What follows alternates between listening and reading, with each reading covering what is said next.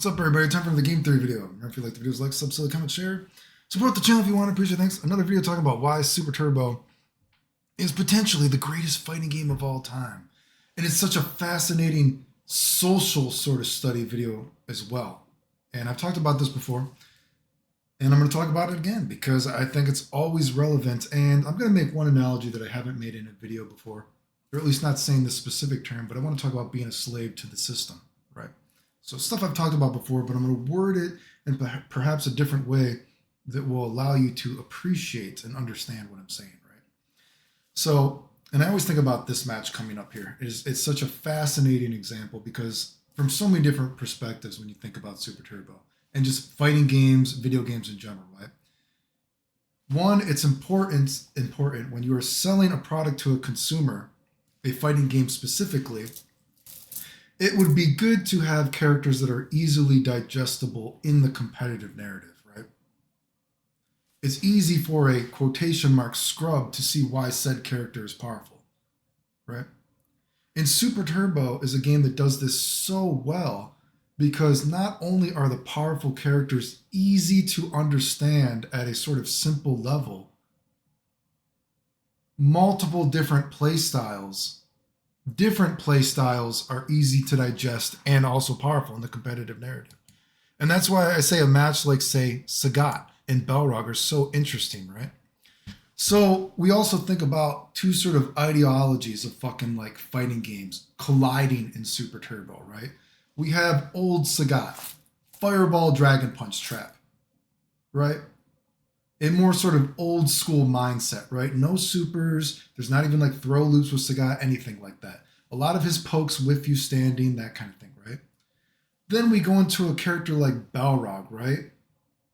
He's sort of the fuck fireballs, fuck dragon punch trap kind of shit, right? He also has supers, right? Supers, all this kind of shit, right? He's a very different character than a fireball dragon punch trap character, right? But you know what the great thing is? Guess what? They're both competitively important. They're both important in the narrative of the video game, right? They're both easy to digest to the consumer, right?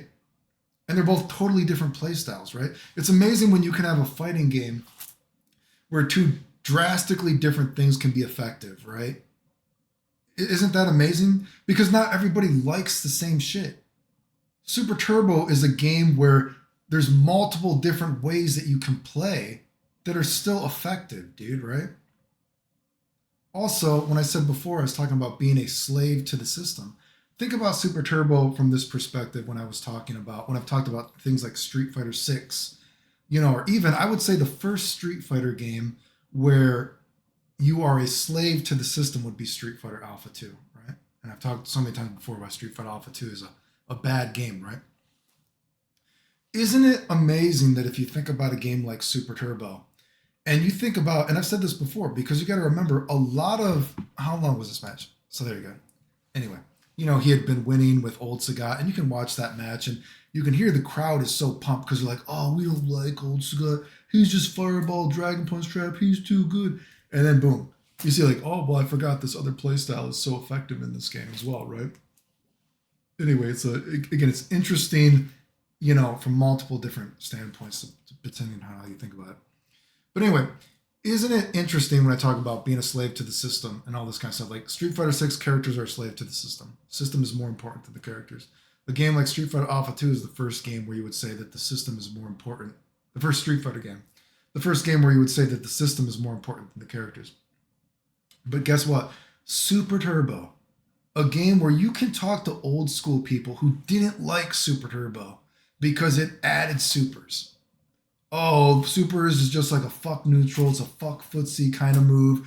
Oh, you have this option now. The system that just, oh, fuck, I got hit by a random super. I lose half my life. This game is so fucking scrubby. Now they're making it so scrubby for these new players. I'm the best. Brr, brr, brr, brr, brr, brr. You know what I mean?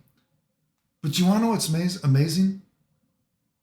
Even with this winning option, this win condition now that you are giving the character, guess what?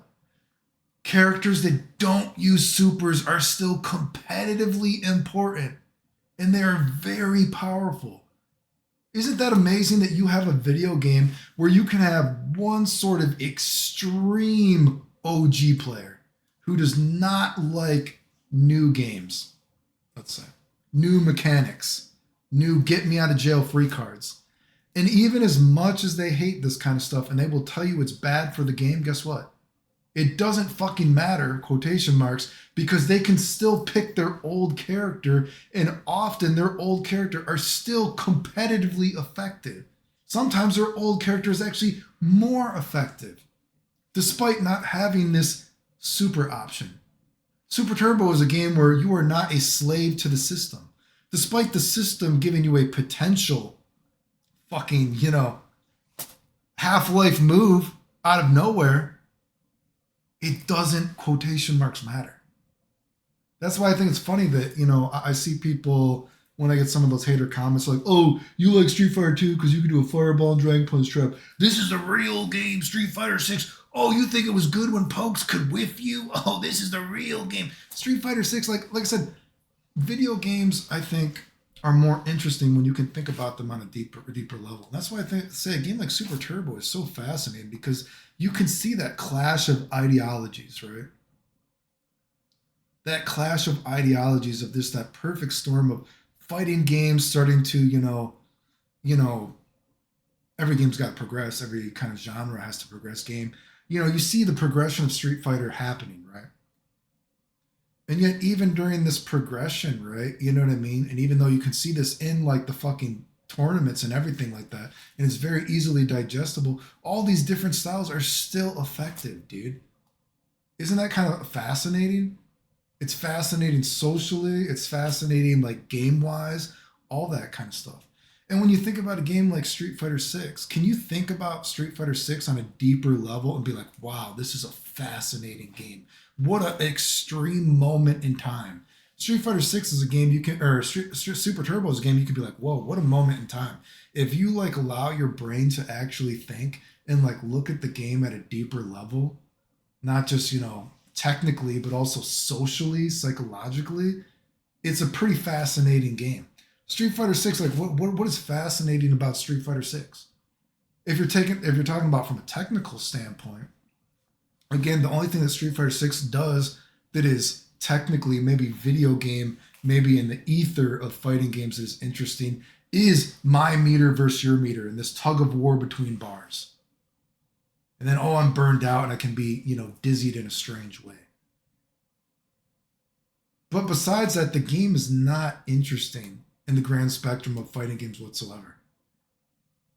And the problem is the system, the characters are a slave to the system. The system is more important than the characters. Street Fighter 6 is a game that has turned out exactly how I fucking said it would. And I've said before, this is also a problem. Like I should not be able to predict all these games year after year the way that I am, right? And that's a problem, that games are too overdeveloped now, you know what I mean? Too pre-planned, all this kind of stuff, and you get footage of games too early. It ruins the game when you already know how it's going to work, if you actually have a brain and you can see how the game's going to work. Like I said, Street Fighter 6, the characters are so homogenized in the way that they work.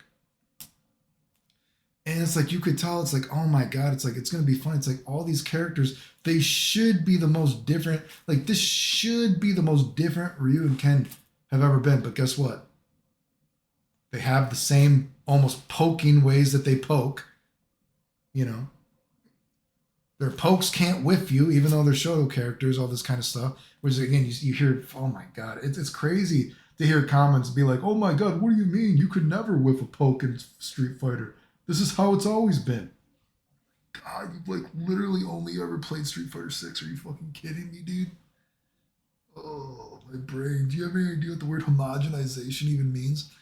Anyway, the point is Street Fighter 6.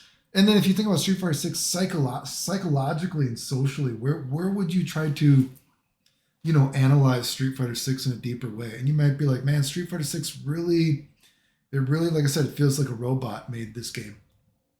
You know what I mean? Just so homogenized. It's not an interesting psychological or social video game either. Technically, again, the only thing interesting that it does is the tug of war between meters. And I'm going to save this meter here, I'm going to use this meter here, constantly mishmashing those together. And then, oh, I'm in Burnout. Burnout could be more interesting, but even then, Burnout's not as interesting as it could have been. You know what I mean? Yeah, the Dizzy thing is kind of cool, but again, generally speaking, the game adds nothing of value to the broad spectrum of like what fighting games is. Characters are a slave to the system, right? And again, I would say Street Fighter Alpha 2 is the first game where the characters have been a slave to the system, Street Fighter wise, right? So again, I always think, why could Super Turbo? And I say that with a bit of like, I say that with a bit of, a bit of grain of salt. I don't think Super Turbo is the best game ever, but I mean, if you look at the game, you look at how many different playstyles are effective. You're not a slave to the system. As a matter of fact, you don't even have to use the system, and your character might even be better. That's incredible. Like seriously, like fucking think about that.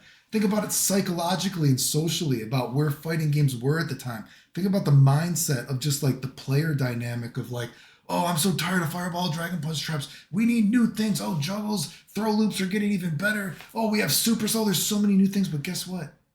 Even while you have all of that, you don't have to use that to win. There's different playstyles that are better.